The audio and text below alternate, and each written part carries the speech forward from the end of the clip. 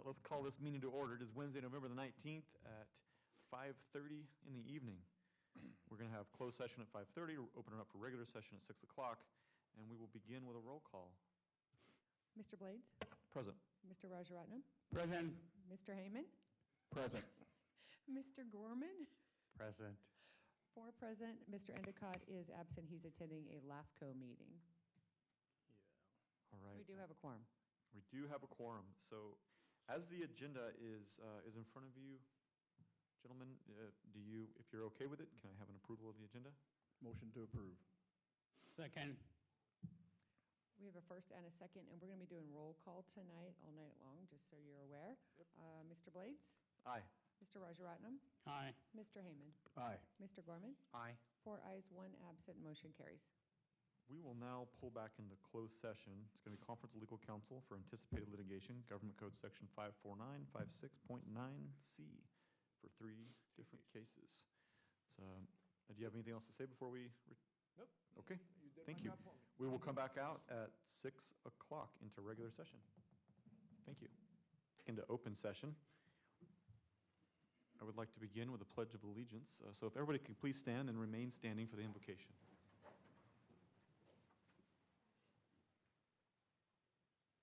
Ready?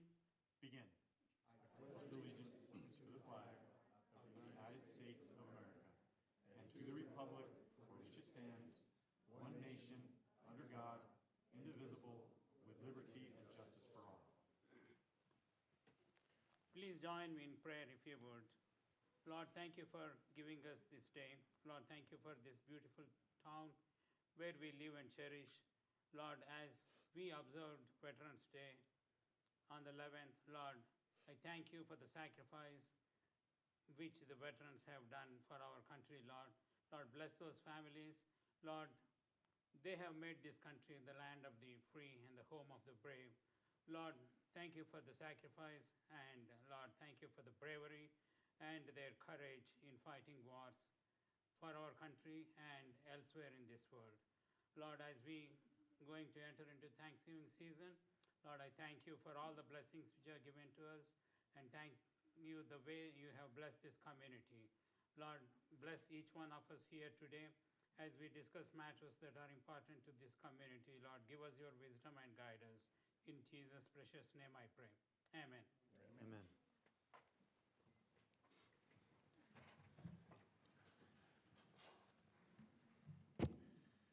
Could I please have the attorney report out of closed session?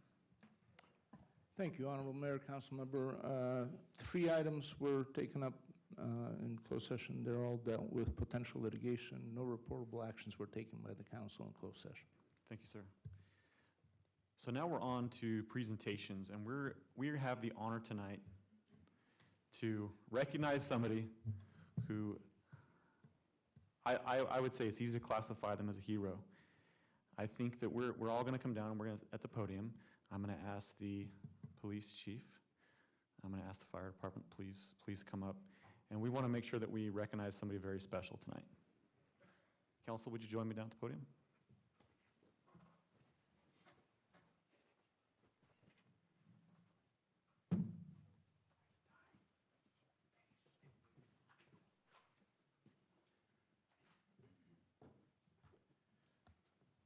So before I turn it over, there we are, check, check.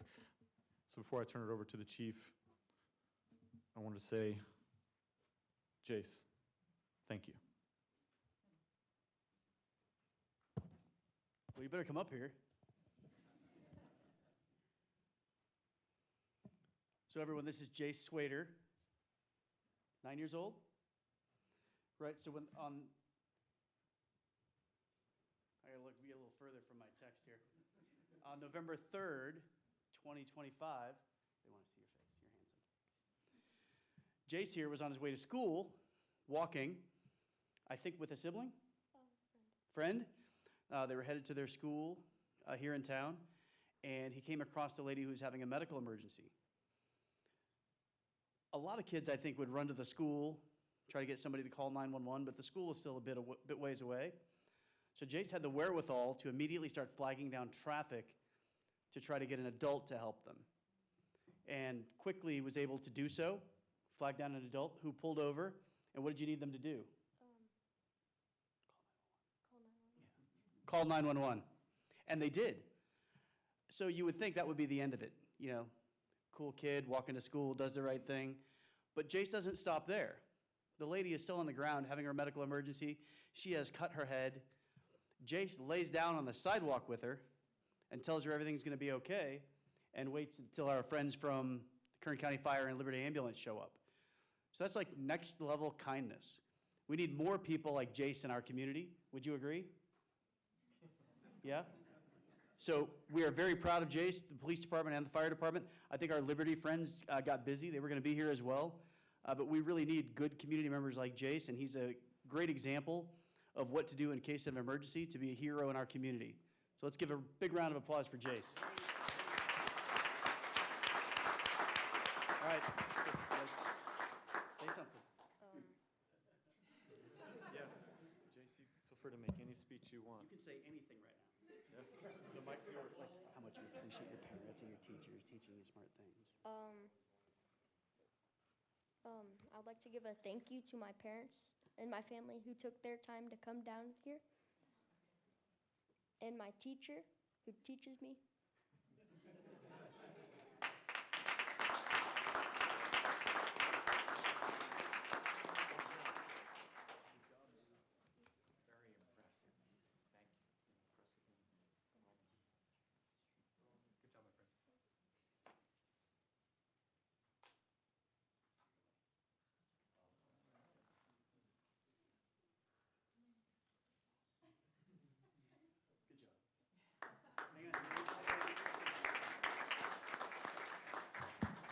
So Jace, it is our honor, and I'm just going to freewheel this. I don't need to read that. And that is on behalf of the city council that we're recognizing you.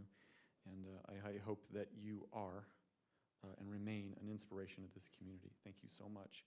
I would like anybody you want, family, friends, to come up and take a picture with us. Are you okay with that? Okay. You pick coming up. We come. Just identify them one at a time. And you probably want your family to come up too? Okay, so, yeah, friend first, and then we do family? Okay, you bet. Come on up here. Do you want the police and the fire department in your picture? Yeah, okay.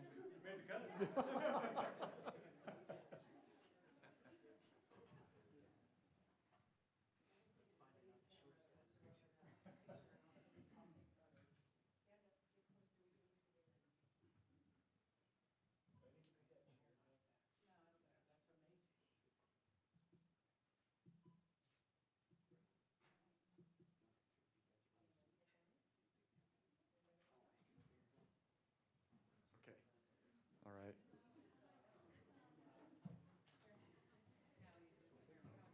You'll be up here to take pictures for a little while, so just know you're famous. Jace, make sure they don't shove you in the back, though.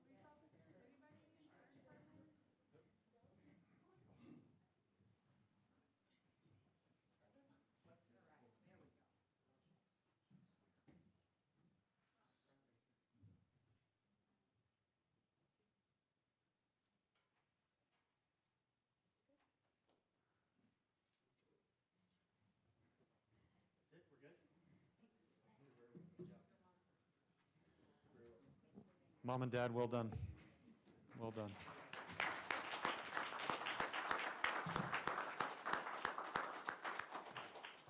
So we will head back up to the council, to the dais, and we, get on about our regular business.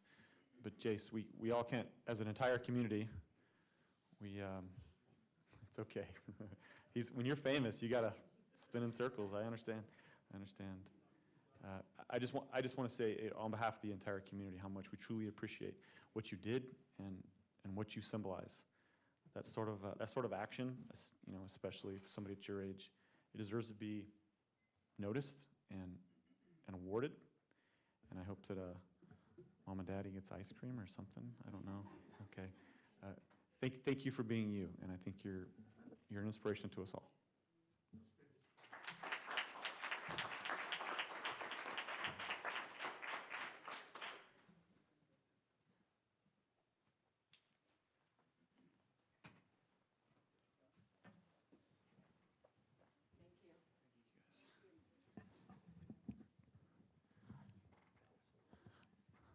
Allie, if I would have known you were here, I would have asked you to lead the Pledge of Allegiance.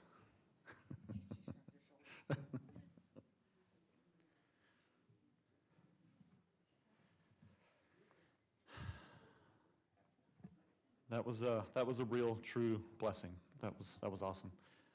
Thank you, Kern County Fire Department, for being here. Appreciate that. Thank you, Chief. We're on to public comments of items that are not on the agenda. So persons wishing to address the council on matters that are within the council's jurisdiction and do not already appear on the agenda may do so at this time. Council will not respond to any public comments, but may provide direction to staff to collect information. Pursuant to the Brown Act, the City Council may not act on an item that does not appear on this agenda. Speakers are limited to 5 minutes. The public comment section of the agenda is limited to a total of 1 hour. Each speaker is asked to provide his or her name. Renee, how are you? Good evening. Renee West-Delusk. I live within Ridgecrest city limits. I have 2 things I want to comment on. One is I want to comment on the beautiful annual Veterans Day ceremony that was at VFW Ship 4084. And it was a wonderful ceremony. I have attended these in the past many times. It's been a few years since I attended, but this was an outstanding service. I wish more Ridgecrest people could have attended because it was kind of a come-together moment for bringing the community together. It was really wonderful. And a shout out should go to Regina Troglin. She's captain of ship 4084. And I want to say all the presenters gave great speeches, which included our Chief of Police, Yitzit, our Ridgecrest Mayor, Endicott, and the VFW Department of California Commander, Kuda. They were really trying to bring our community together and show what commonalities we all have with each other rather than our differences. And I want to say each and every person that participated, Randy Brenneman, District 5 Commander, he gave the history of the Flanders Field, the origination of the poppy that you pay for a little flower when you come to a veteran ceremony. And it was just a great event. Then my second comment is, this probably goes to Public Works Director Travis Reed.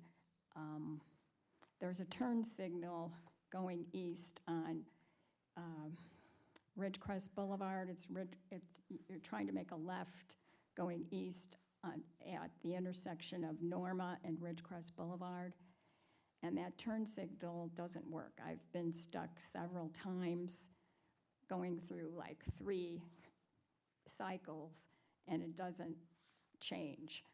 So I don't know what's wrong with that signal, and I'd like some advice on what are you supposed to do if you're stranded there and can't make a left turn and you're in the left turn lane. Thank you. Yeah, you bet, Renee. And as soon as we get to it, I'll have somebody give you some advice and come talk to you. Okay. Thank you.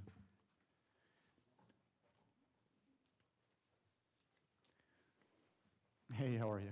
I'm great, thank you, and blessed.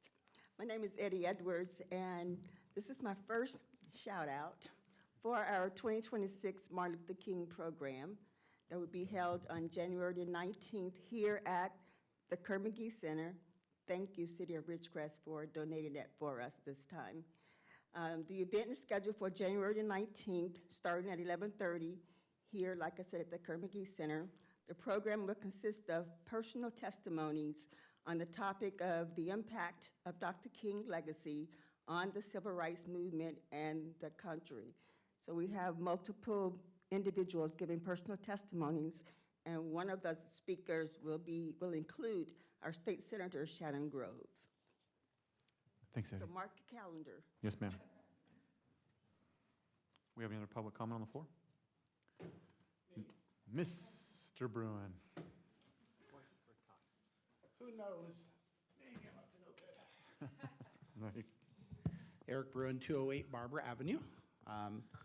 Feels odd to be on this side of the podium. There's an empty seat up there I could jump into, but we'll just leave that for another day. Good evening, guys. It's wonderful to see you all. Just again, you guys are doing a fantastic job. It's wonderful to see you guys all up there. Jace, that was a fantastic story. Wonderful to see.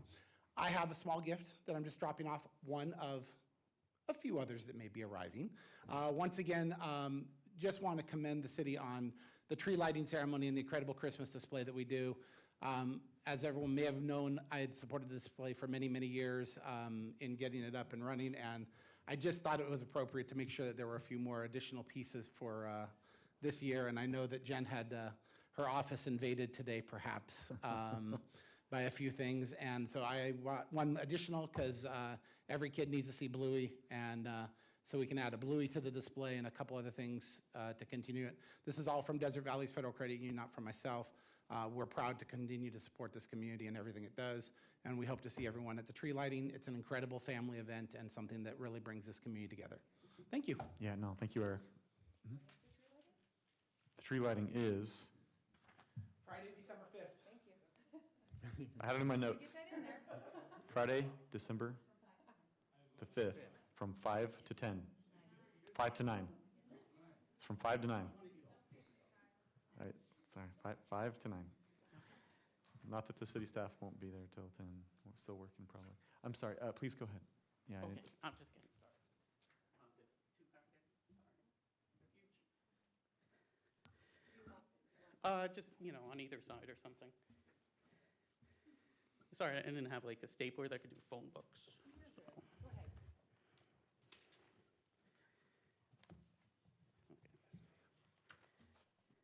So, good evening. My name is Mike Lasitra. In the last few weeks, it looks like several more flock surveillance cameras were installed around the city. According to this map, there seems to be about 24 of them active now, though it's kind of like 28 with the privately held ones, spread across every main road and busy intersection. These cameras take several pictures of every single vehicle that passes them by, runs those pictures through an AI algorithm to extract license plate numbers, make and model, color, and other identifying information like bumper stickers or roof racks. The information is then uploaded to a cloud where it is stored for typically 30 days, but as long as 1 year in some cases. Judging by how many cameras are positioned around the city, each vehicle may be surveilled multiple times a day. The system in Ridgecrest is capturing nearly 1,800 images per day. This massive database is made available to local law enforcement, but can also be accessed by other departments within California. In some cases elsewhere in the country, the data has been accessed by the federal government or another state's police department looking for women who are seeking health care. If this wasn't concerning enough, it turns out the devices and the platform have many very serious security flaws that betrays any promises of safety and security that have been made to our elected officials. This white paper that I provided to you was prepared by an information security researcher and details many frightening defects. Here are some of the major ones. The cameras are basically Android phones running a version of the operating system that was discontinued in 2021. Google promised 3 years of patches but didn't deliver any. resulting in over 900 documented security vulnerabilities for the operating system alone. A shell with root privileges can be enabled just by pressing the button on the camera in a specific sequence. The camera will enable its Wi-Fi hotspot, which when connected to can be used to enable the Android debug bridge and gain complete access and control to the camera. The ADB is not configured to use any authentication before allowing an attacker full control of the running applications or sideloading new ones. The cameras do not encrypt anything on their internal storage. If an attacker was ever to obtain a camera or gain remote access, they would be able to access any data stored on the device. Investigations have shown that the cameras store multiple copies of sensitive data for periods longer than the 7 days advertised. Secure boot is disabled and the bootloader is unlocked. An attacker can intercept a camera before it is installed or gain access to it afterwards and install their own software that would run before the operating system is loaded. This could allow an entirely different suite of applications to run on the device undetected by the typical software. No authentication is required for emergency download mode. If a USB port can be accessed on the device, an attacker can use the emergency download mode built into the CPU to remotely execute code on the device and gain control of the system. A camera will try to connect to a stored Wi-Fi network if the cell signal is lost. An attacker can interfere with LTE signal and cause the device to fall back to a well-documented Wi-Fi network. By setting up a hotspot with that information, all the data between the camera and the cloud can be intercepted and analyzed. Two-factor authentication is not required to access the data stored on the cloud. There are passwords stolen from police departments available on the black market, which would allow a bad actor to access the database without a second means of proving who they are. Two-factor is now common for anything like bank passwords or Netflix accounts, but not for this enormous database.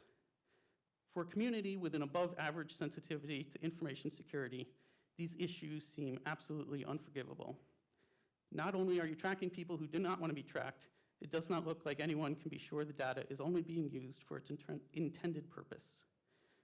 Flock says that every search of the database must have a reason specified, but in the city's own search history, 3/4 of the searches just list a nondescript number that isn't informative at all, like 242 or 460 or 20002, not helpful.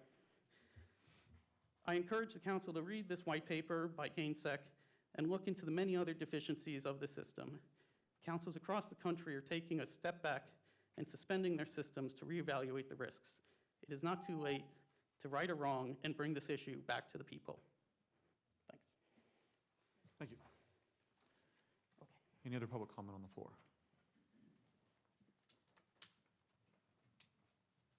Mr. Roger Rotman. Solomon Rajaratnam, 605 Suzanne Street, City Council Member 2. I want to continue what Renee mentioned about Veterans Day. So I have a couple of comments on that. I mean, on the 11th, we observed Veterans Day to honor those who have sacrificed for this country.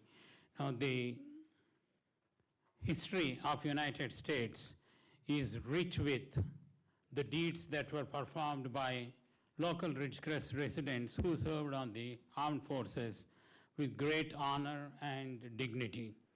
And we recognize these veterans every year as a matter of fact, as a routine, to remember their courage and to show to this community that our community leaders are the best of this world and of this community.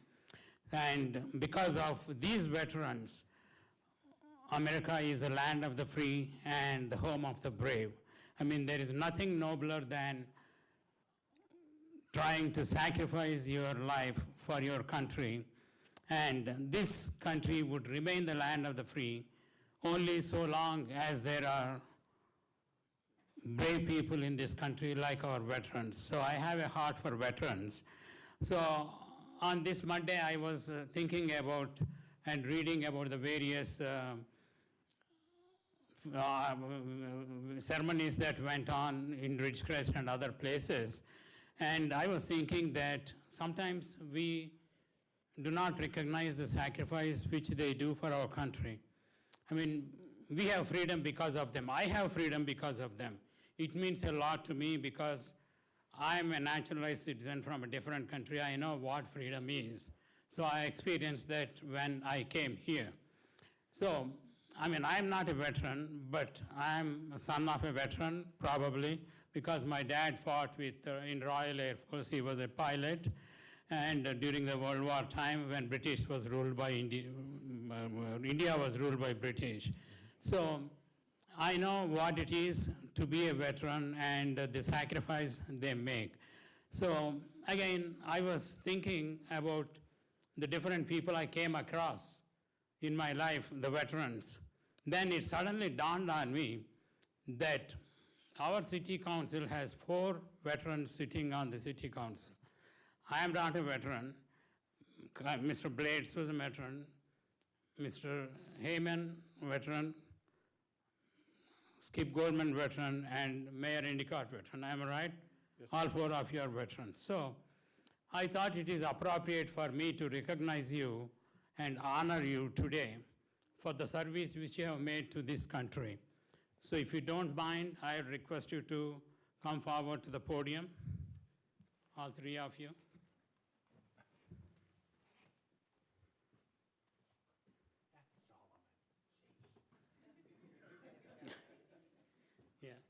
Thank you very much for your service to the country. It's an honor for me to work side by side with 4 veterans on the city council. So it's really a privilege for me. I mean, the small things we do mean a lot. It means a lot to me to honor you. So I wanted to take this opportunity to recognize you.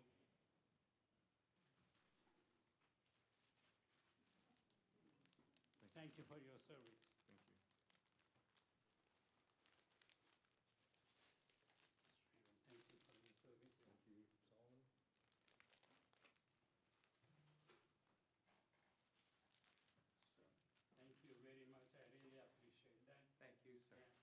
So if there are any other veterans in the audience, I would like them to stand so that we can recognize them.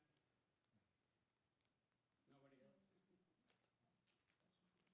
Thank you very much. Again, it's an honor for me to serve side by side on the city council with 4 veterans. Thank you.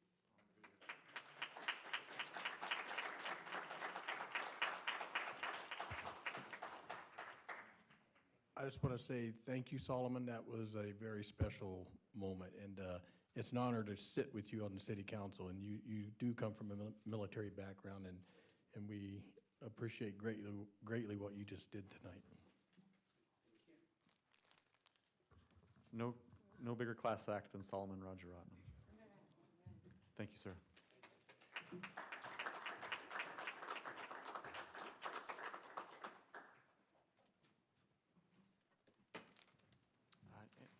It appears that we have one comment out there on the phone. Is that still true? That is true. Caller, if you can hear me, please go ahead.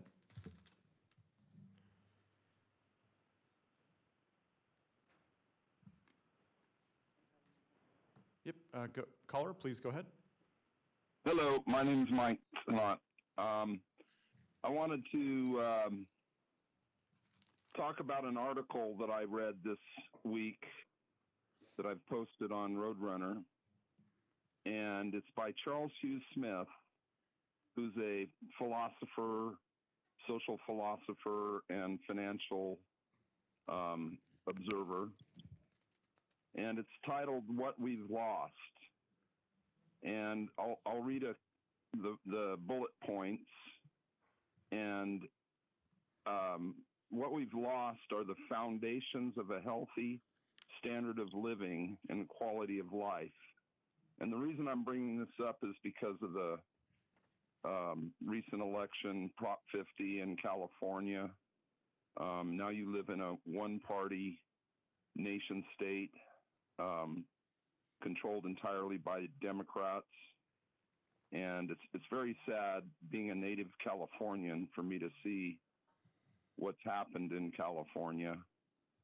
And what Charles Hugh Smith talks about, amid the constant drumbeat of tech progress and grandiose solutions, it's a useful exercise to ask, what have we lost in the past 40 years, despite all the progress and solutions? Put another way, what did we have in 1985? And I'd go back to 1975, the year after I graduated from Burroughs High School. What did we have in 1975 that we no longer have, despite all the progress? We no longer have affordable, functional health care. And I realize a lot of this is out of your purview at the city council, but you have to speak up to these things on behalf of the community. Our collective health is systemically worse. Our public infrastructure has crumbled even as our private wealth soared. Housing is no longer affordable. Moral decay has rotted the foundations of our society and economy. And the last point is he covers the housing. And I'm going to talk a little bit about housing here in a second. As for moral decay, since honest appraisals are anathema, there will be no admission that the status quo is far more corrupt than it was in 1985. We all know it, but it cannot be admitted publicly, or ours is now a culture of excuses, prevarications, rationalizations, empty slogans, distractions, and grandiose claims. The inability to admit that the status quo is corrupt is a measure of the depth of the systemic moral decay.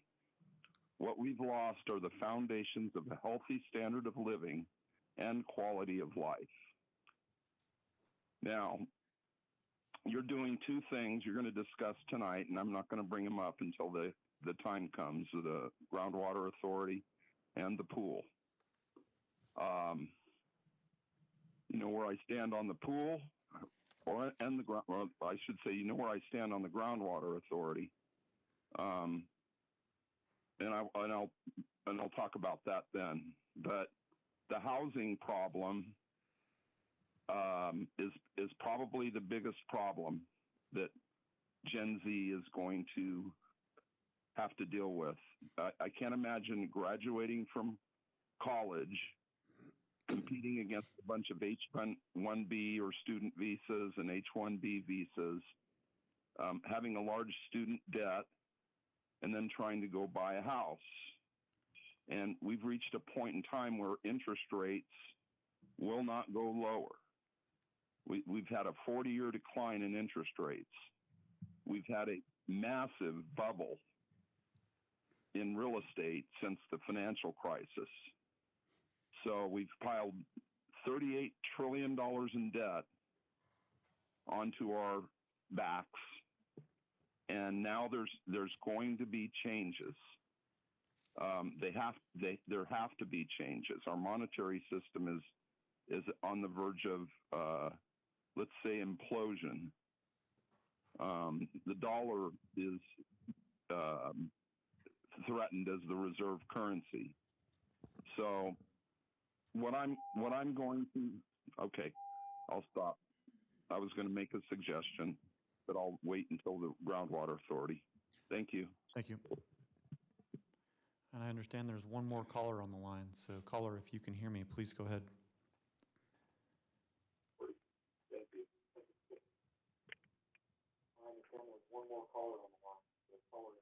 And then if you get a chance to, please mute whatever you're listening on. Okay, I'm muted. This is Mike Neal, and I was very pleased to find out that myself and Mike Neal, and Ron Porter are not the only two people in town who object to being pictured and have our pictures stored every single time we go past any of the 24 camera locations in the town. I was also gratified to hear the succinct detail of the security problems with this system. If anybody who knows anything about computer systems and stuff like this knows that if there's a system out there, there's multiple hackers waiting to get into it. And I have to seriously doubt if they do get into it, that it's ever going to be told to us, it's ever going to be told that our pictures and our locations, noted at the time they went past there, are ever going to be revealed to us. But that's just because we fell in love with the idea of the surveillance state in this city by buying into this system. And, it goes further. Most people probably don't know this. I pay attention to some of these things, but when I have drones that the police are going to use, like I said before, they use it at all these big city parties every time. So I guess everybody just needs to be getting used to being surveilled by the city all the time because you're clearly intent on doing that. Like I said before, and maybe not quite so bluntly, but every time I drive one of these cameras, I think it stinks. I really despise being photographed for no good reason on a regular basis.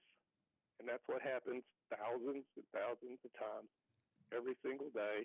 If you drive around this town at all, you're going to have your picture taken at least 5 to 10 times. It just depends on where you go. I hope the council will give some thought to what the young gentleman said tonight, and I applaud him for doing so. And I hope that other people who don't like to be surveilled continuously will also speak up. On the other issue, is something we've already seen kind of discussed and dealt with, but I'd like to point out in the recent event of Mr. Gorman trying to give citizens a voice to talk about these assembly bills that were trying to suppress the right to fight the groundwater authority, and consequently this, what I'm going to call a sham of, you've got to have a consensus vote to put something on the future agenda. That's never been the case. You all know that. For the 20 plus years that I've ever been around, I've always watched council members ask to put something on a future agenda, and they just said, yes, okay, fine. Now you've boiled it down to, you have to have 2 members agree. So think about this part of that for just a minute. The city manager has more power than you do. He can put anything he wants on the agenda. It's never questioned, never discussed as whether it should stay there. But if you want something on there, you've got to lobby another council member and get him to agree with you to vote to put that on there. In other words, Ron Strand used to think he was king of Ridgecrest. Well, apparently he is really king of Ridgecrest because he has more power than city council members do. I hope you think about that a little bit because that's not right. And you should go back and change the vote on that issue and give your members freedom to put things on the agenda on behalf of citizens who call them up and address issues or grievances or so forth. And that's all I have to say. Thank you. All right, thank you. Is there anybody else on the line? No? Okay. All right, we're good. We're on from public comments to council announcements and direction. Mr. Gorman, do you have any announcements or direction? Not at this time, thank you. Okay. Mr. Hammond? None. Mr. Rajaratnam?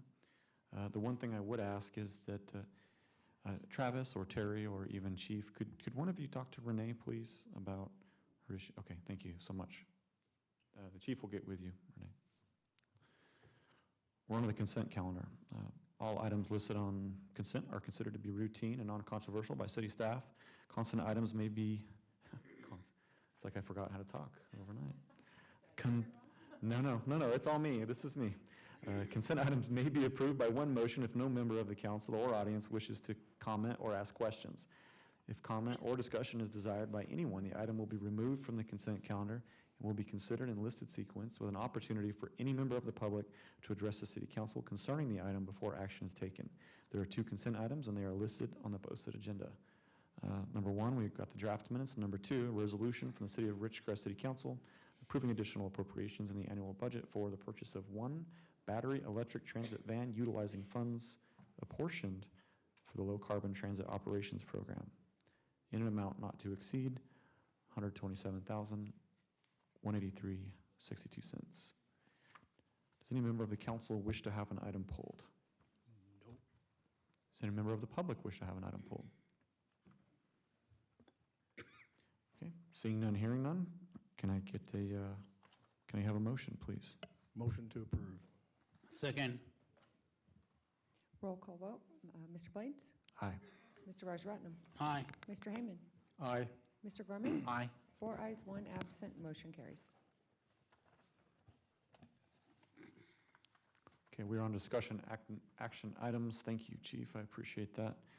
Number 3, discussion regarding the Board of Indian Wells Valley Groundwater Authority. Mr. Heyman, I had the privilege of sitting in for you on the last meeting, and it was, I think for a GA meeting, it went fairly quick. There was one item of note, one item needed to be tabled. It was item number 13, and it was the Provost and Pritchard had change orders. And I think everybody had questions about that, and the staff needed to discuss further with Provost and Pritchard. And so Supervisor Peters, I believe correctly, said, hey, look, we're going to table this until at least next meeting, and we've had more discussion about this with the staff, and we understand everything that's going on here because we don't want to keep coming back for change orders. And so you'll be dealing with that in December. Very good. And that was the big stuff for the GA meeting. Does anybody have any questions for me on that? I have no questions. Any of the other council members have any questions? No. So over to you, Mr. Heyman. Okay. Well, first, I want to thank you for filling in and taking that role. Happy to. And I don't have anything to add in regards to the meeting, but I do have something that I'm excited to share with the community, and that's an update on the Searles Valley Minerals settlement and partnership. So it is formally complete. We've reached a settlement agreement with Searles Valley Minerals. I have a statement here I'd like to just read because it will cover most of the overview of it. So, the Indian Wells Valley Groundwater Authority and Searles Valley Minerals announced critical water rights settlement and partnership. The Indian Wells Valley Groundwater Authority and Searles Valley Minerals have reached a comprehensive settlement agreement marking a significant step toward achieving groundwater sustainability in the Indian Wells Valley. This agreement states that both the Indian Wells Valley Groundwater Authority and Searles have permanently dropped and dismissed with prejudice the separate lawsuits they filed against each other.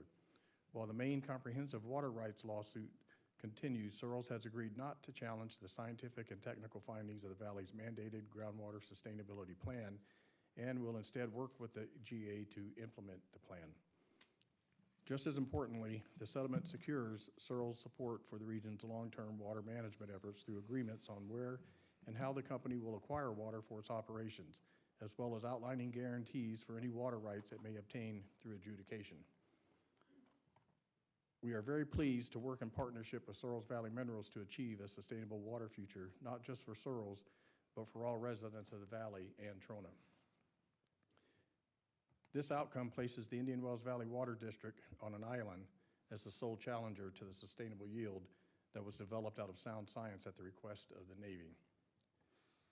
Environmental and conservation benefits. This agreement creates immediate environmental benefits by incorporating reclaimed water into Searles operations, taking pressure off the overdrafted basin.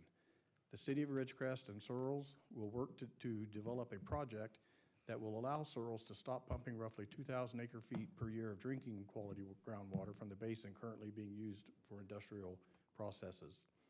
Instead, the City of Ridgecrest will make approximately 2,000 acre-feet per year of unused, recycled, non-potable water available to Searles for industrial use. This conservation measure also helps ensure the continued viability of Searles and keeps jobs within the community. It's hugely important for everybody that works at Searles, for this city. Searles is a vital part of our community. Support for future critical infrastructure. Searles Valley Minerals has agreed not to oppose the implementation of the Groundwater Authority's pipeline project, acknowledging the benefits derived from this water replenishment infrastructure. Searles Valley Minerals is eligible to receive imported water via the pipeline to supplement its adjudicated native rights and reclaim water supply, providing such water is acquired from third parties. So basically, Searles will continue to be involved in the adjudication process to determine what their permanent water rights will be. Furthermore, the settlement noted that the County of San Bernardino has pledged several $1 million to support the drinking water system for the community of Trona. So I'm really pleased to see that. With the farmers now being all signed on to the transient pool, we have settled with Mojave Pistachios. We have reached an agreement to partnership with Searles Valley to reach a sustainable basin and long-term viability of the water for this community and the entire basin. And like I said earlier in the statement, that leaves the water district as the lone duck on the pond right now. So hopefully we will see the water district come on board and be a viable partner in this process. So anyway, it's great news, and it's good for the city, it's good for Trona, and for Searles Valley Minerals. So with that, I'm done. Well, thank you. All this litigation is a long process, and it's not without its pains. The community feels it in more ways than one. So I think that anytime we see instances like this where community members are working together, and I think that it's safe to recognize Trona as being a part of this community, it's a good thing. It's a good thing to see people working together, I guess, is what I'm trying to say. One of the things I really want to bring about is that when we did our annual budget at the GA, one of the biggest expenses is legal expenses. As stated in the release here, these lawsuits being dropped saves a tremendous amount of money. It's in the hundreds of thousands of dollars that now won't be spent on litigation, and ultimately that comes out of the water district and battling with the lawsuits. I mean, that's money coming out of the ratepayers, coming from the ratepayers to pay for that. And so I think it's great that we can reach agreements and get rid of the lawsuits and save a lot of money in the process. So here's to hoping we get it figured out. Thank you. Mr. Gorman. I agree. It's a step in the right direction. Less contention, the better. I urge everybody who's might feel informationally to the side of the road in this entire water issue, follow your nose onto the internet through YouTube, and you can watch on YouTube, or at least listen to, as I do in my shop, the Groundwater Authority meeting, the one that just took place, and you pick up an awful lot. For one thing, thanks to Renee Westelux, who goes to those meetings and walks up to the microphone and asks wonderful questions. Thank you, Renee. I learn a lot from the answers. I hope you can continue to do it. The DI ought to pay you for doing that. Let me see, on YouTube. The extent to which it's a real jungle out there. If you're fixing to run water 50 miles north from near California City through a spigot that hasn't been built yet to Ridgecrest, if you listen to this fellow who gave a short briefing named Jeff Davis of Pritchard and Provost and Pritchard, the engineering firm that's helping put this thing together for the Groundwater Authority. Some of the things he mentioned are stunning in their complexity. There's a lot to it. This is way out into the future. And it gave me a lot of questions too. But if I keep listening and Renee keeps asking questions, I'll learn, as indeed everyone here will. That's all I had to say. Thank you. Yeah, thank you, Mr. Gorman. Mr. Rajaratnam, do you have anything? Just have one question. Councilman Heyman, at this point, can we say that GA has the support of Searles Valley on the pipeline project? Are you asking if Searles has given their support on the pipeline project? I would say that that's a correct answer. Okay. Yeah. Thank you. They will be a party that would benefit from receiving water through that pipeline to offset any imbalances that they may have in their water needs. Now, what I'm asking is imported pipeline project. That's what I'm referring to. Okay. What were you referring to? The same?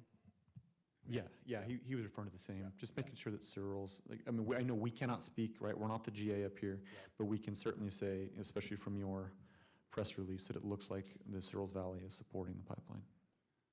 Thank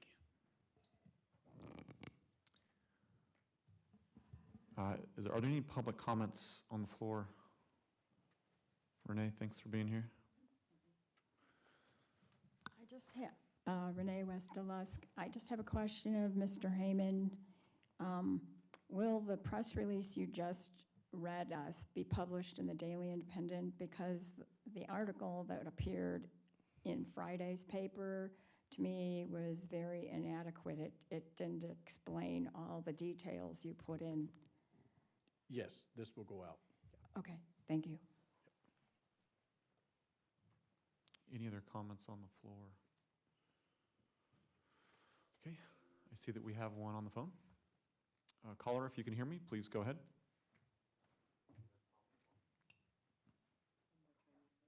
Okay, caller, if you can hear me, please go ahead. Yes, this is Mike Neal, and I just heard the statement that was read. I have to say, honestly, I'm not going to believe what's actually all of that that's been said until I see the actual settlement document, which I hope the GA will make available on their website, as they're supposed to be being at least that transparent. Sounds to me like Souls Valley won a big one over on you, and that all these number of years back when you started the replenishment fee, they refused to pay it. And from what I'm hearing, they don't have to pay any of that. Guess what? That's a lot of money. It's similar to what you've been levying on the water district, who has paid up to about $18 million to the GA over all these years. And all that time, the GA has not managed to buy water allocation rights, not for one single bucket of water. But they spent that replenishment fee money, for sure, on who knows what. Supposed to go into a bank for buying water, but that just simply did not happen. And I have to say, I'm very pleased that Searles Valley basically won out on this and got out of paying all those exorbitant fees. And yet you try still kind of in a sliding manner to put the slide on the water district. So there's a lone island occupant opposing this. Well, I say 3 cheers for the water district. They're the only group in town who has continued to oppose and will continue to oppose, and have done studies that cost them a lot of money that show that the GA's original estimate of the recharge in this valley is not close to correct, and neither is their estimate of the water stored in the basin, not even close. And the adjudication is going to go on, and Searles Valley will be part of that, and you're going to be proven wrong in court, just like you have been in the recent past. I believe soon, if not before today, a reverse validation court action is going to be put forward, and the judge undoubtedly will make the GA prove its claims. Good luck on doing that, GA, because I don't see how you possibly can in face of the recently available science that has been provided to the public and is available on the Water District's website, by the way, both the studies and the study that's pointing out that the cost of the pipe log is going to double, possibly triple the cost of water to residents in this valley. How about that for an economy-destroying move by the Groundwater Authority? So I'm glad to see this, and I'm looking forward to the Water District continuing to prevail in court over the Groundwater Authority, and someday, let's all hope that the Groundwater Authority just goes away and quits doing what they've been trying to do and force upon us as an unelected body, which is totally un-American in its very structure. That's all I have to say. Thank you.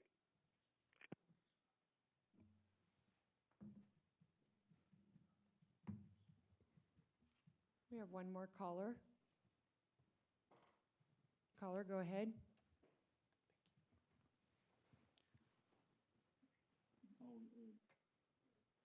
The extent to which it's a real jungle out there, if you're fixing to run water 50 miles. Sir, we can't hear you.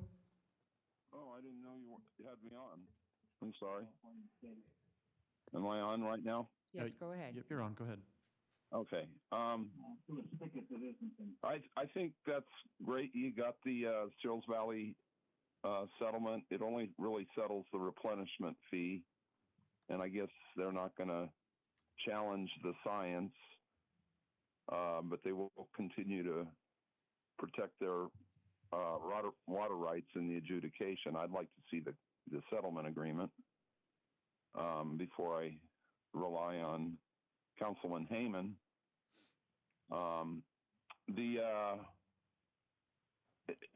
It really amazes me that this council is so set on blaming the water district for this or that and is desperate to avoid adjudication of the science, the amount of water that's in this basin.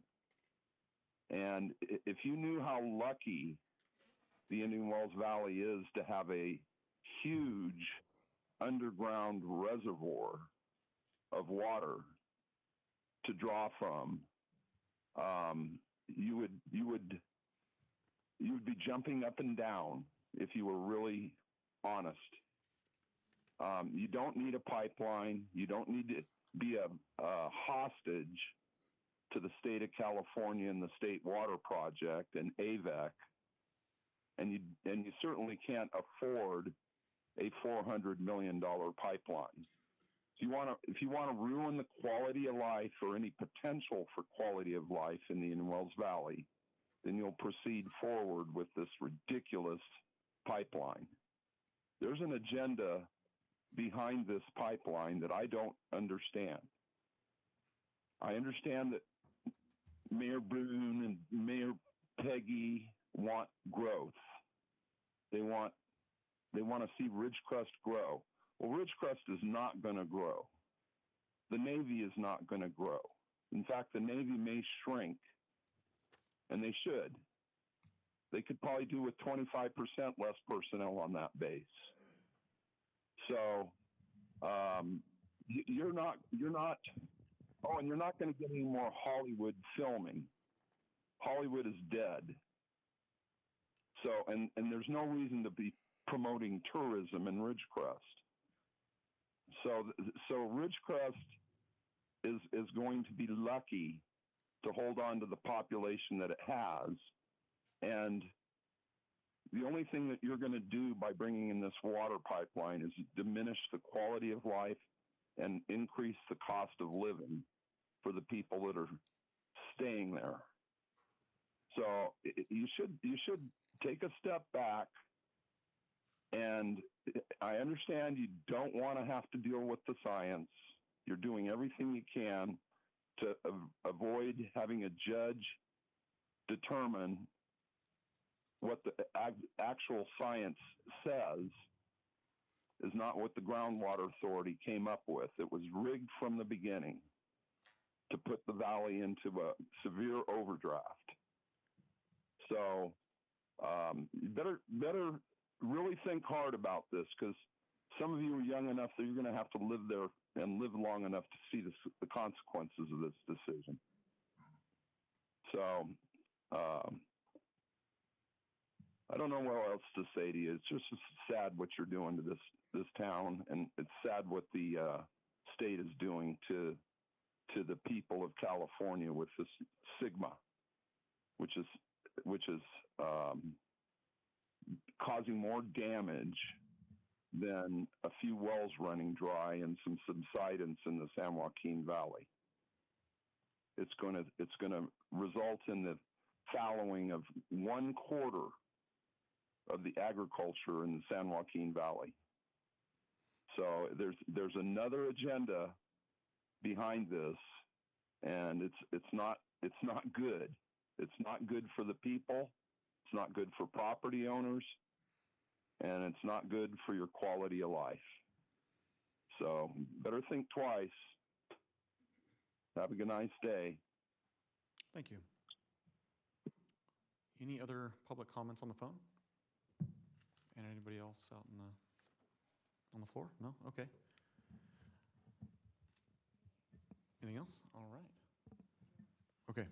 We can now move on to, I think, what everybody's been waiting for, is item number 4, a resolution to accept the bid as submitted by AMG and Associates, acknowledge a base bid amount of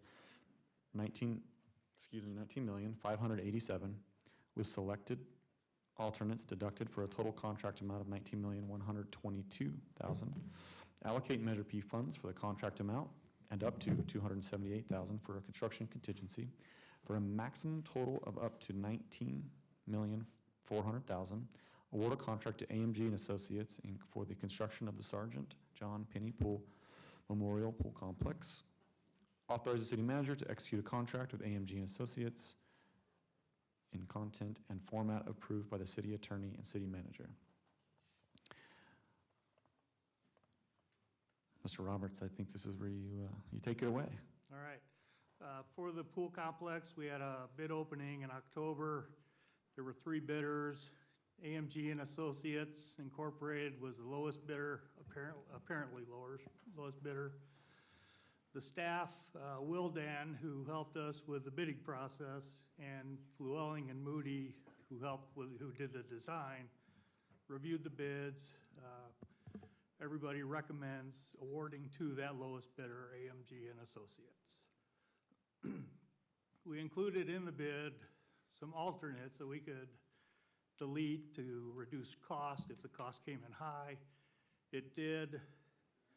In the staff report and the resolution, it shows which alternates we're recommending are removed from the contract.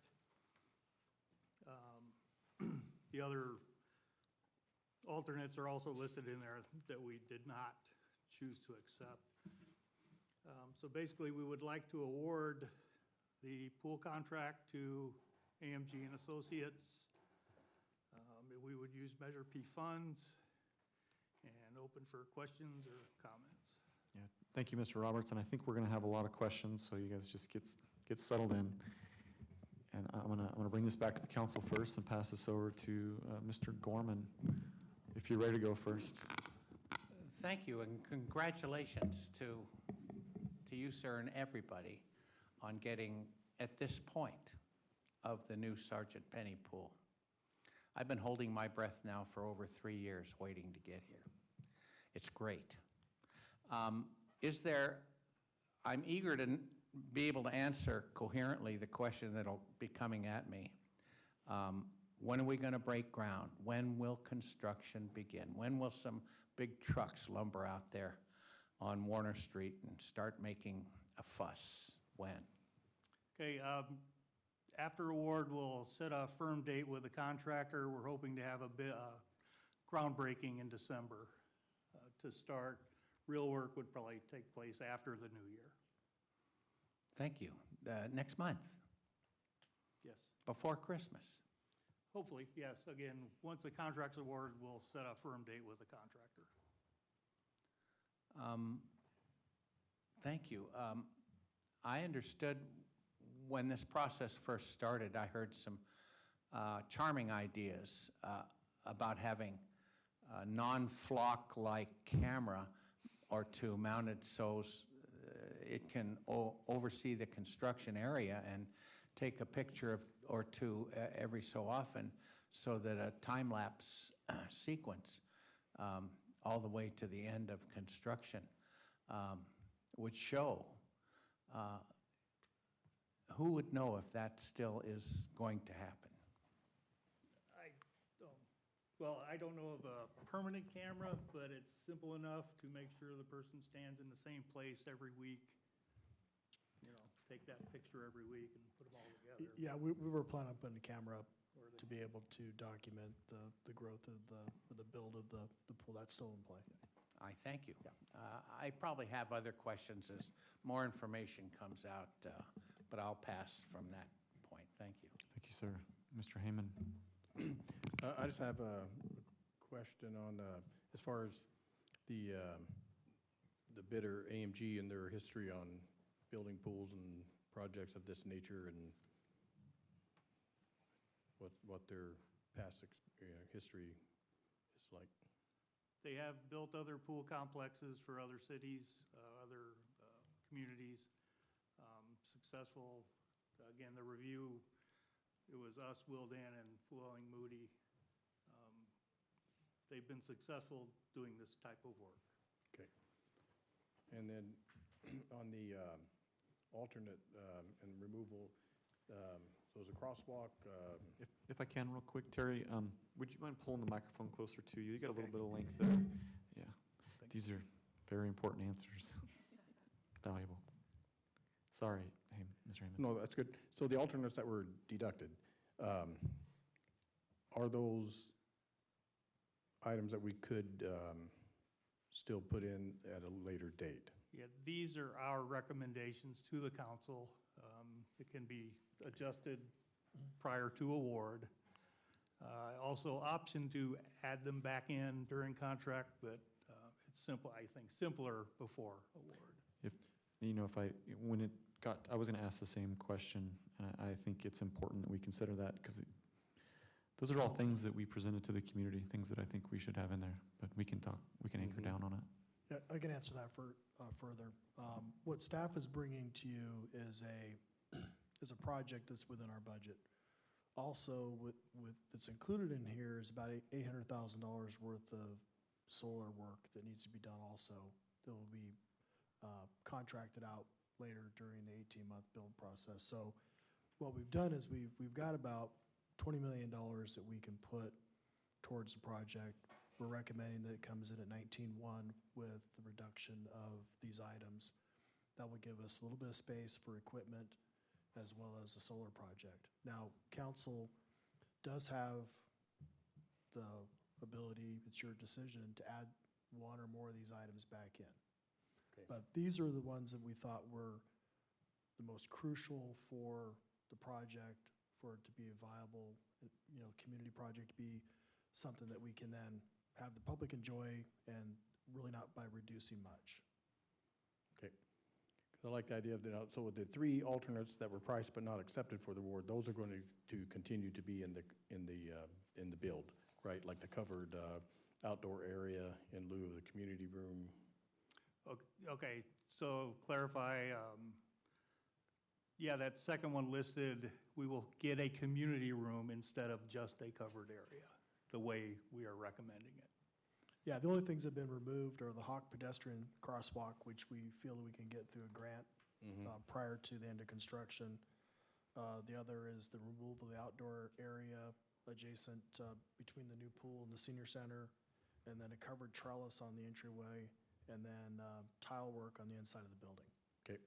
And then my final question is, in their bid, do they include the O&M expectations? They provide all the data. I don't know that they provide an estimated cost, but they give us a big package of all the equipment, maintenance schedules, replacement parts, all that information.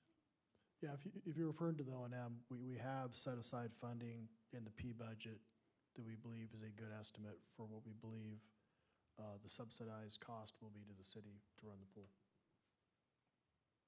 Okay. That's all I have. I'm excited about it. I think this is great. Thank you, Mr. Hammond. Mr. Roger Rotnam.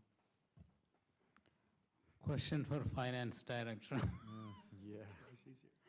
So the total cost is 19.4 million. So how are we going to finance this project?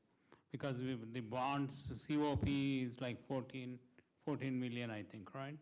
So we have 12.3 million that's available for the bonds, plus $47,000 in interest. But we're using 7.7 million from the reserves. Okay. In Measure P. So we are fully budgeted for this project? Yes, we are. Right. Thank you. I guess I'll have more questions after the public, but I think the first one I want to ask is that,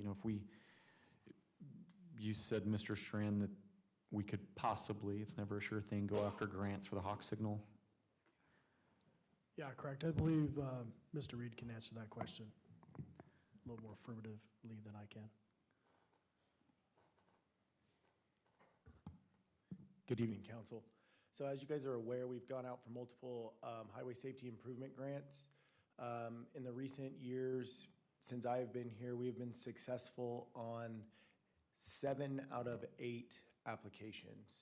So it is my belief, and based on pedestrian safety being at the height of the HSIP program with no thought of this going away, to my knowledge at this point, that we have a very, very good probability of receiving a Hawk Signal grant from the HSIP program within their next cycle, which should come out in 2026. Thank you, Mr. Reed. Appreciate that. So with that, I think, I looked at those things that were being removed, and it's important to me. This project is so big. I believe we're only going to do something like this once, probably in my, in a long period of time, right? This is a huge project, and I think the community needs it to be right.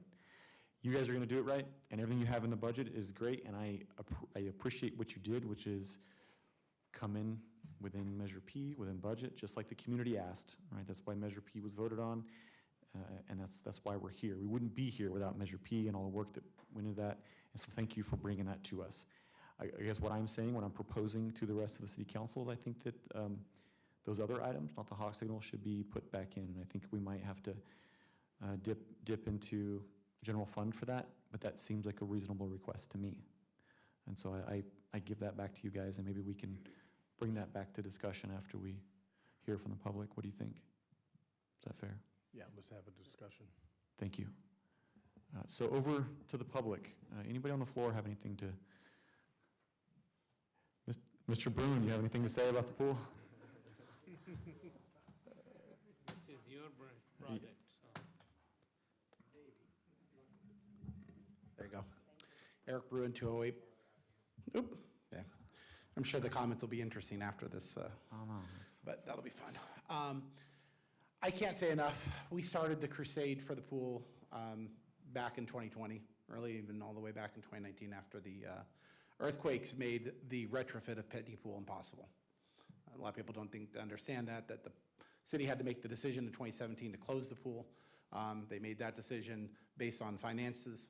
We've worked very hard.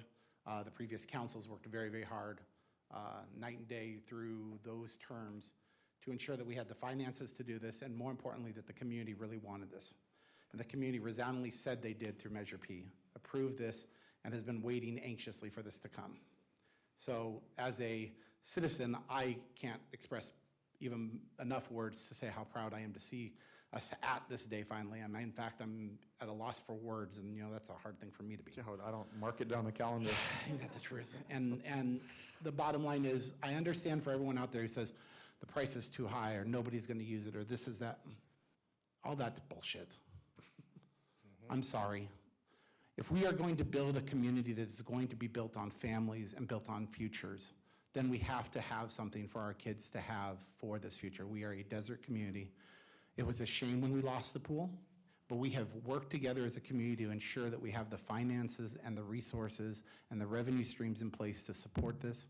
And I cannot say enough how much I fully endorse and support the future of this. I do happen to, obviously, because remember I'm Spendo Bruin, to agree with Mr. Blades on if we're going to do the work on that site and to leave any blight in between the senior center and the pool is a poor reflection on this community when we have the ability to do it right the first time.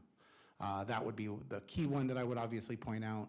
I think the Hawk Signal's probably, Travis is probably dead on right that we can find that.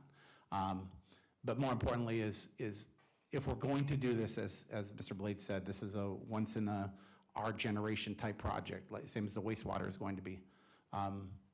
Don't just do it halfway. That's something I've learned in 22 years of being in this community is sometimes we take the cheap road instead of the best road, and it leads to unintended consequences. Our district, sorry. But we simply are at that stage here today, and I look forward to your vote, and thank you for all the work to get us here. Thank you, Eric. Any other comments on the floor? And it looks like we have one on the phone. Caller, if you can hear me, please go ahead.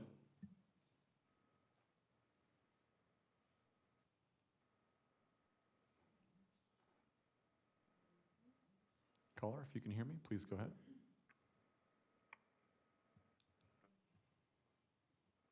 I hear the phone ringing.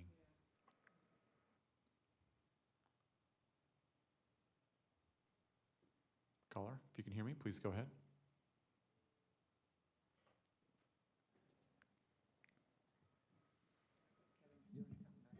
Okay, well, we can put that on hold and we can come back to the council.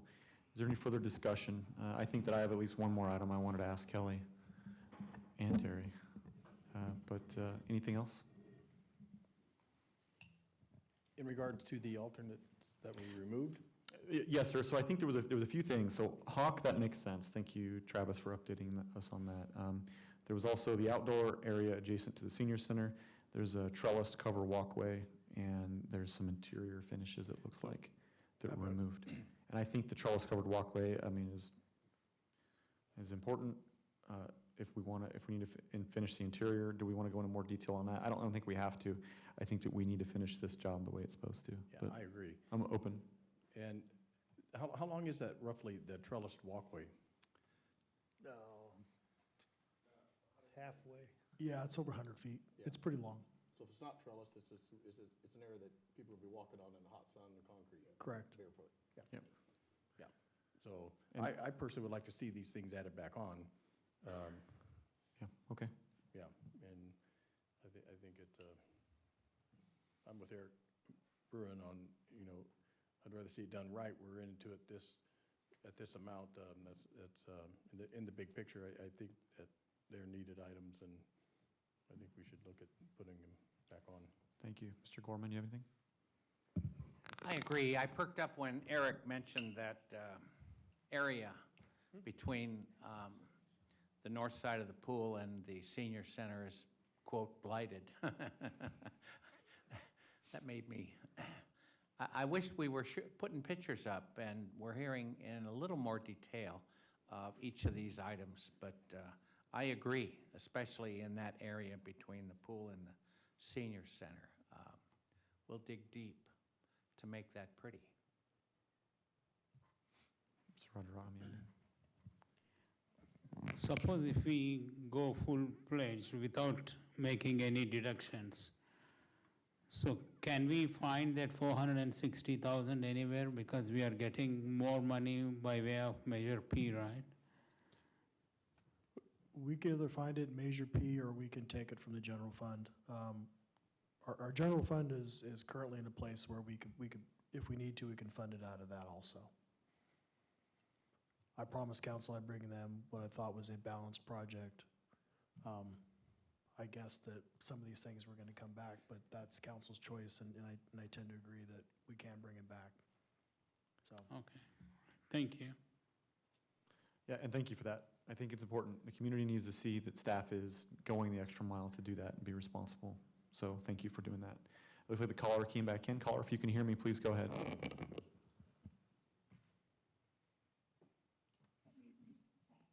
I wish we were putting pictures up and we're hearing in a little more. Caller, go ahead.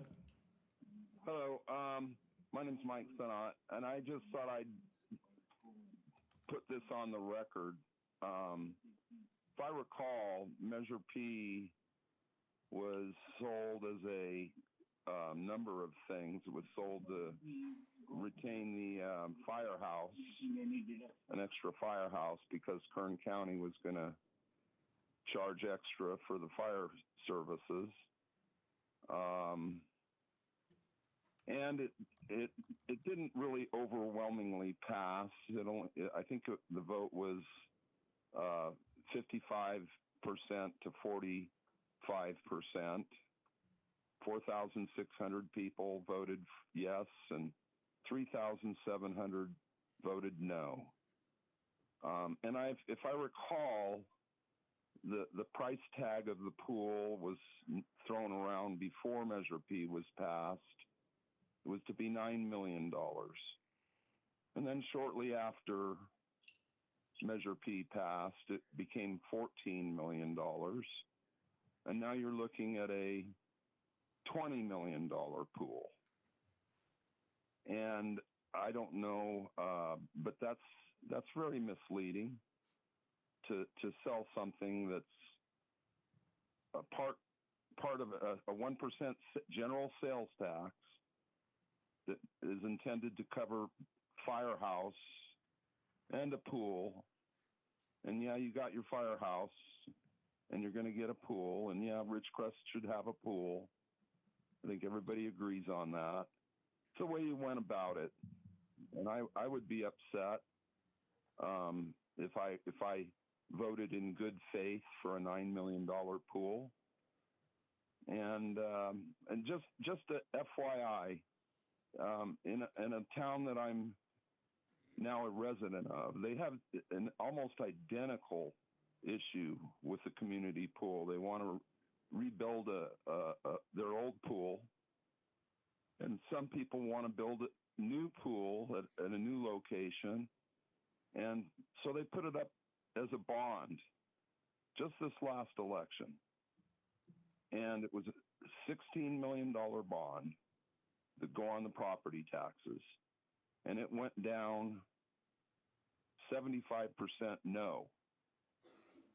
So, yeah, everybody wants a pool, but I don't think if you would have put it on the election ballot as a $19 million pool with a bond, that it would have done any better than the bond in the town I'm living in.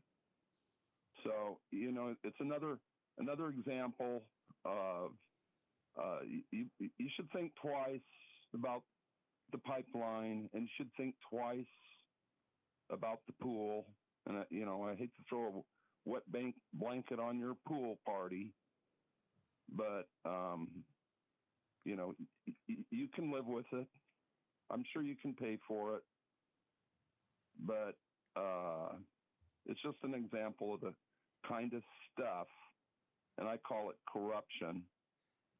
And he was just in there talking to you, bloviating about how the community needs a pool. Well, yeah. So good luck. I hope you enjoy the pool, and have a nice day. Thank you. Sounds like we have another caller online. Is that true? All right, right on. If you can hear me, please go ahead. Hello? Can you hear me? Yep, we can hear you loud and clear. Okay, I got cut off or not connected first shot. Anyway, well, it's interesting to hear public comments. I know you guys really love what I have to say almost every time, but Mr. Bruin proved again how unqualified he is to hold office on this council by his loose use of foul language or something as simple as a monetary issue. But that's what his basic attitude. So people are just think about if you want that on your council when he undoubtedly runs for mayor again. As the actual agenda item, I think a lot of what I was going to say, I'll just say that Mr. Snod has it right on the nose. This pool was put forward as a $9 million project when you were propagandizing to get Measure P funded, along with we're going to lose the fire stations, half the town's going to burn down, and lots of exaggerations along the way. And here we are.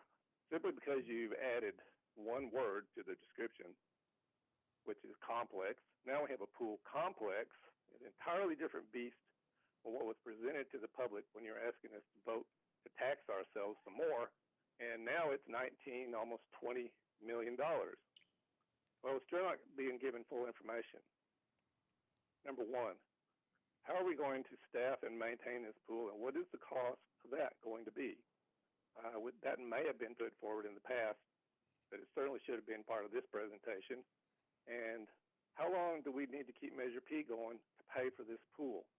It was told to us that we're going to build this pool for $9 million, and we're going to pay it off in 9 years. I don't think Measure P was put forward even as being extending close to 9 years. So now you have basically tried to guarantee that Measure P is going to continue to get voted in, because otherwise, how are you going to pay for the pool? How is that for manipulation? And why is it that we had to jump from a $9 million pool to a $20 million pool complex? If people that are paying attention don't feel like that they've had one put over on them, then I guess they might as well just be prepared to come down and give you half their paycheck every week and say, here, why don't you guys go at it? I mean, you're so good at spending money, I need to contribute even more to you. So I feel like this is a put over being put on us, unfortunately. And truth be told, if you just think about it for a little while, we're spending this money to satisfy the wants of about 10% of the population. So, where does representative government go when you don't represent the whole? You fund special interest projects that cost this kind of amount of money. I understand a lot of people want a pool, but not the whole town wants a pool, or could even conceive of using the pool. What if you had one day 1/4 of the population of this town show up at the pool to try to get in? It'd be an impossible task. So, it serves a small percentage of the population, but you're willing to give us numbers that turn out to be basically false, come-on numbers, and then indebt us for who knows how many years. I'd like to see the figures in black and white. How are we going to pay this? When's it going to get paid off? How much longer does Measure P have to go for us to pay this off? And what's the staffing and the maintenance going to end up costing us? Which you're going to have to come up with more money for that. So, you haven't even told us how much it's going to cost to maintain the car that you want to, sell us according to the used car salesman analogy. But we're going in for it because it seems that the opinion at City Hall and the city staff is we just can't spend enough money fast enough. So.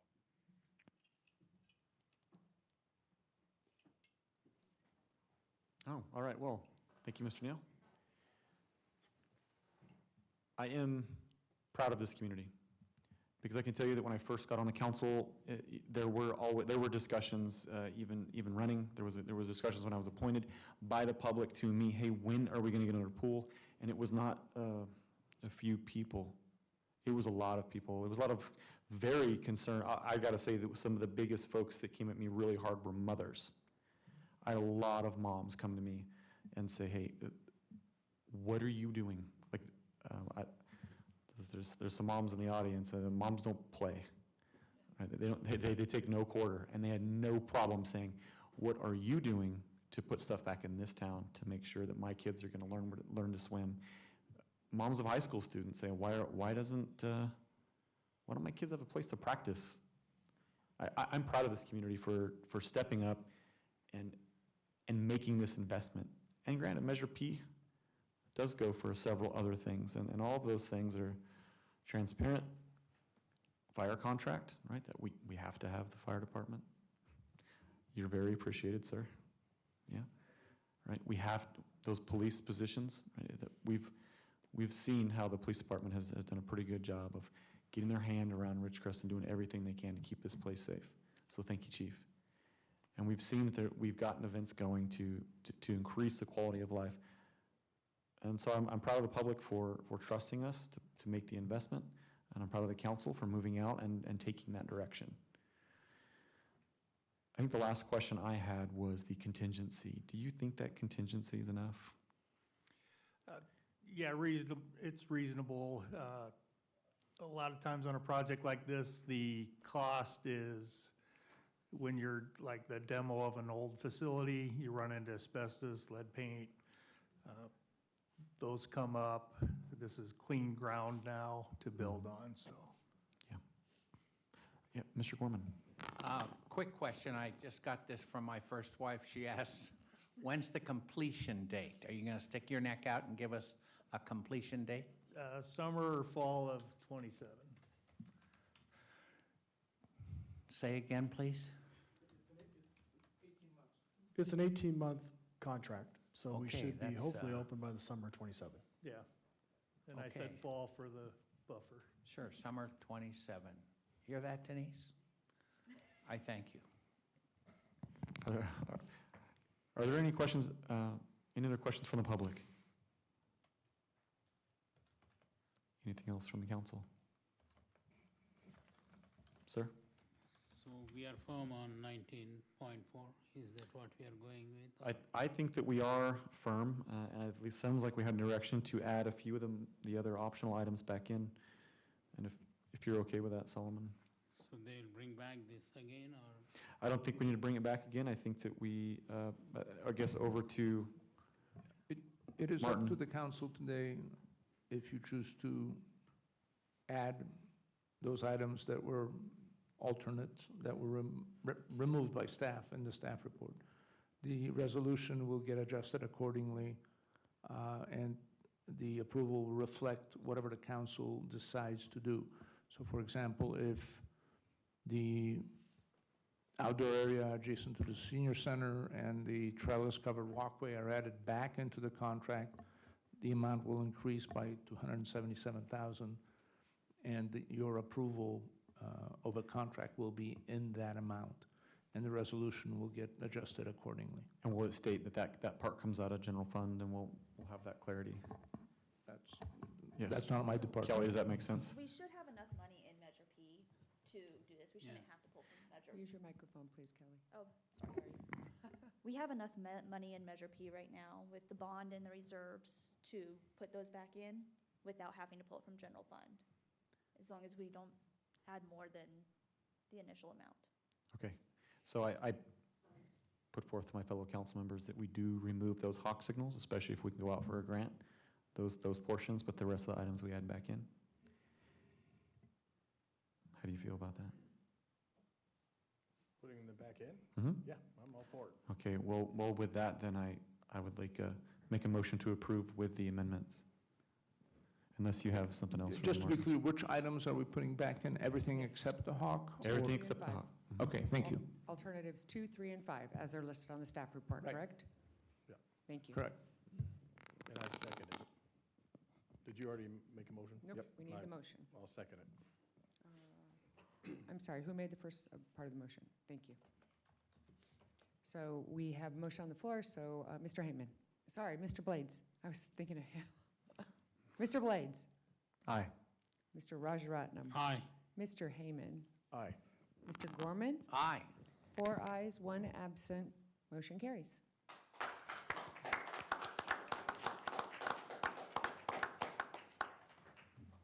Thank you, Kelly and Terry. Thank you. I appreciate it. We're now on a committee reports, and I believe that no committees have met, at least out of our main committees. Correct. And we are, so are there any other committees, boards, or commissions that we need to report out on? Now, Martin, I would like to bring up something with respect to our committees and boards. Should I do it now, or should I wait till I get to our future agenda items? Yeah, I think future agenda items would be appropriate place. Okay, thank you. City manager, anything to report? Nothing to report. We're now on to future agenda items. Is there anybody that has anything? No? Solomon, you have anything? Okay. The item that I wanted to bring up, and I don't know if it has to be on the agenda, is we have, and people can go back and check the tapes, but we went back and forth on the groundwater authority item and where it is on the agenda. And I remember when I was sitting on that end of the dais being very vocal about wanting the item on, wanting it off, and I was back and forth quite a bit, and I think I drove Ron Strand crazy with it. Multiple times he told me just to make up my mind. So I think what I want to put forth to you gentlemen is that we can move that GA item, just move it to the other committees, boards, and commissions.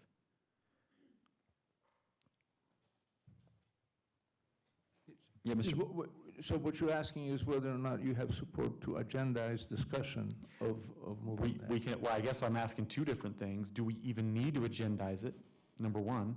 And number two, if it's just moving over to committees, boards, and commissions, is it something that we want to do?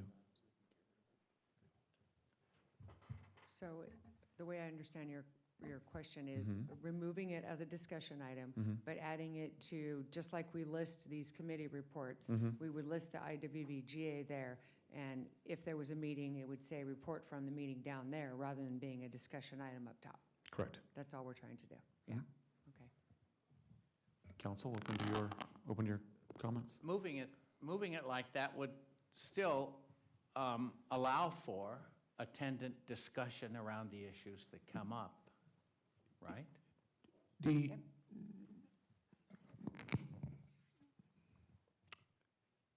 public comment on this item is something that has been allowed by the mayor and the council. Yeah. It is not an action item. There is no legal requirement that there's public comment on this particular item. It's a report from a meeting.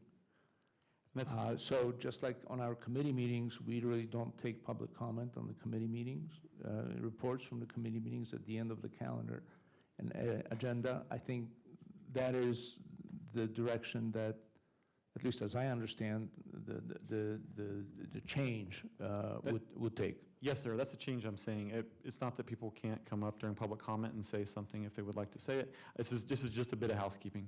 I have asked this to be moved on and off ever since I've been on this council.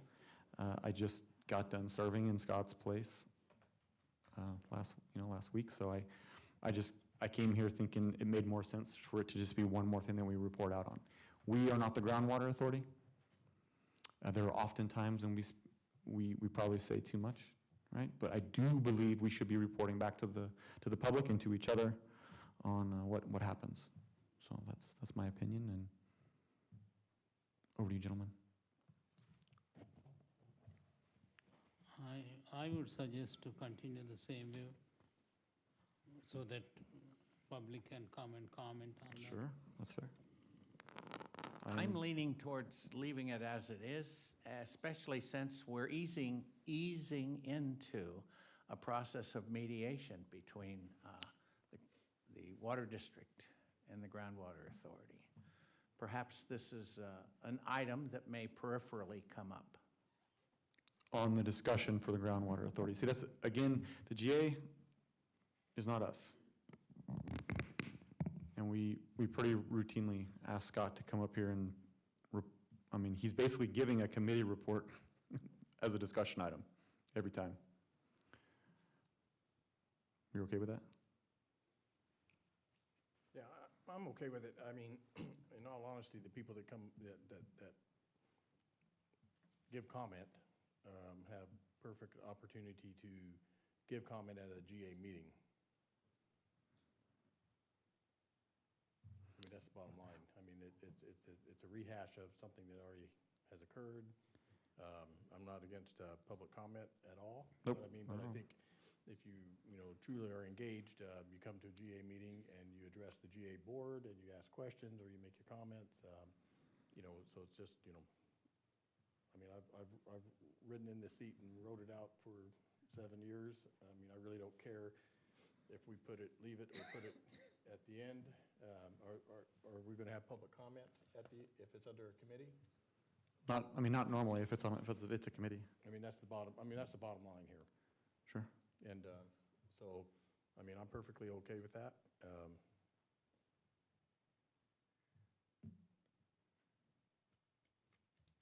Okay. Well, Mr.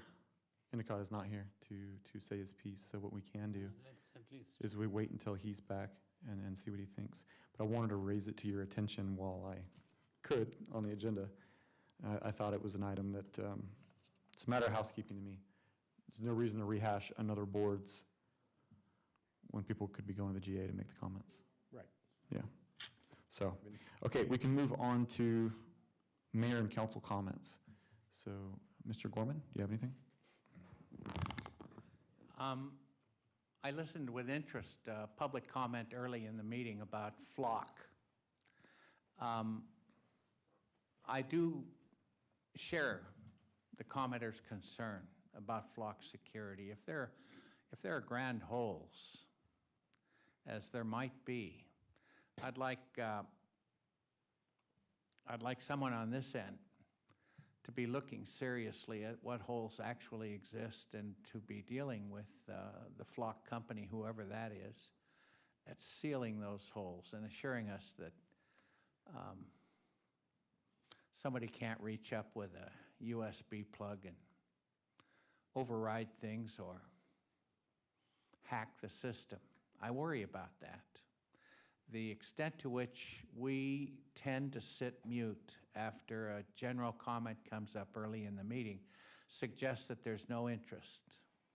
And that's an improper suggestion. There certainly is interest. And I advise or ask anybody on this end who's a decision maker on the flock system to get together with the gentleman who made the comment and perhaps some of the material that he left with us and look it over. Thank you, Mr. Gorman. Mr. Heyman? No. Mr. Roger Rotman? I would say happy Thanksgiving to everybody. And on the eve of this Thanksgiving, I express gratitude for our community. I love this community and I cherish living in this small community. So this community means a lot to me, and I want to thank you for giving me the opportunity to serve on the city council and on this Thanksgiving occasion. And I want to appreciate the dedication of city staff in completing the projects and the dedication of our first responders and other public servants to our community. So have a great Thanksgiving. Thank you. Thank you. Well said, Mr. Rajaratnam. I wanted to close with just how proud I am of this community once more. I said it during the pool item, but I wanted to say it again. The community has really put it's put its wants forward, and the council's listened. And I think with not just the pool, right, but with everything else that went with Measure P, they reflect what the community is interested in, that we improve the quality of life, that we make this a safe place to live. Not just for our PD, but for the fire department, right? We have good service, and it's important that we pay for it. This night was huge. We got to see Jace Swader, local hero. I was really proud of that kid. I recognize his parents. I know who they are. Good people, good, solid folks. And I think that says a lot about this community, that those are the types of people, those are our neighbors, those are the people to our left and right. We have amazing staff, as Mr. Rajaratnam said. I mean, my word, after that earthquake period and as things really started ramping up and Measure P came along, city staff was running almost to the point of ahead of their skis. Right, Narissa? I mean, the amount of projects and stuff that were pushed on them was not small. But the staff showed up. They showed up, they produced, they're continuing to make this place better. And so I appreciate you. I am thankful. So happy Thanksgiving to everybody. And I wish you a good night.